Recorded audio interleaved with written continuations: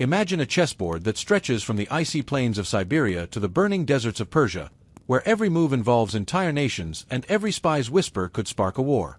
In the 19th century, long before the Cold War, Britain and Russia waged a shadow conflict across Central Asia. Don't forget to like, subscribe, and ring the bell to stay updated with our latest videos. A contest of espionage, diplomacy, and daring expeditions known as the Great Game. It was a struggle for influence over the heart of Asia, a region whose passes and rivers could decide the fate of empires. The Great Game unfolded during the age of imperial expansion. By the early 1800s, the Russian Empire was pushing steadily southward, annexing the Caucasus and extending its reach into Central Asia's khanates of Khiva, Bokhara, and Kokand. At the same time, the British Empire ruled India, the jewel of Queen Victoria's crown, and feared that Russia's advance might one day threaten its prized colony. Between them lay the vast, poorly mapped territories of Afghanistan, Persia, modern Iran, Tibet, and the deserts of Turkestan, lands of mountain fortresses, caravan routes, and fiercely independent tribes. Both empires sought security and advantage, but direct confrontation was risky. Instead, they fought through proxies, intrigue, and covert missions.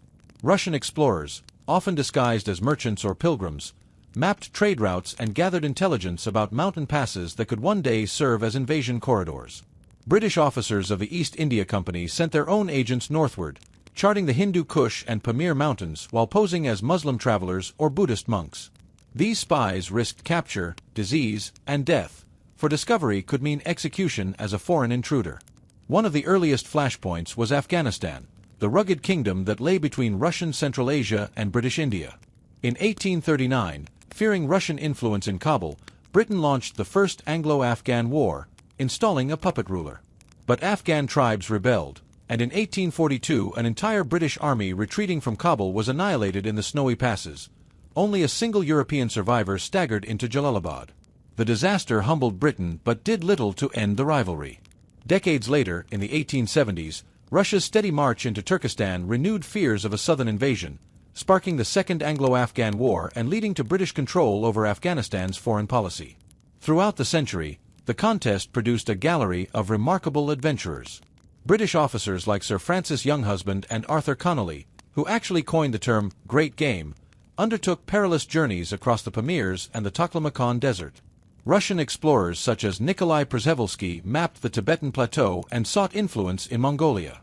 Their expeditions were feats of endurance and courage, but they were also acts of intelligence gathering, each map and journal entry a potential military asset. Diplomacy was as important as exploration. Both empires courted local rulers with gifts, treaties, and secret subsidies. In Persia, British and Russian envoys competed for influence at the Qajar court, offering loans and military advisors. In Tibet, both sides sought trade privileges and intelligence despite the region's isolation.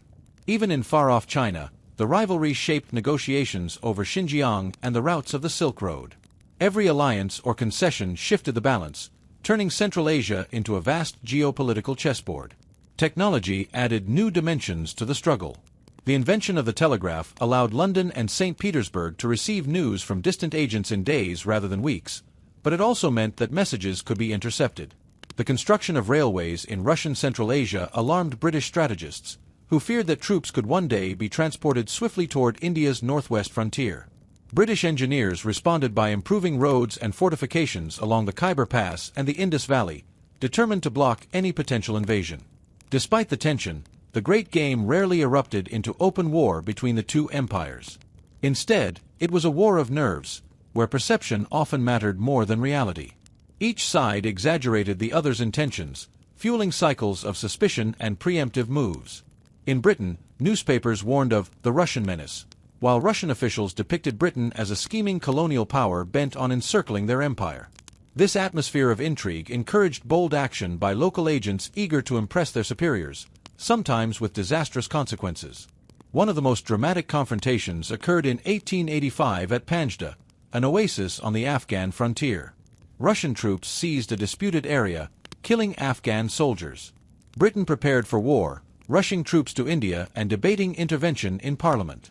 For a tense few weeks, Europe teetered on the brink of a larger conflict.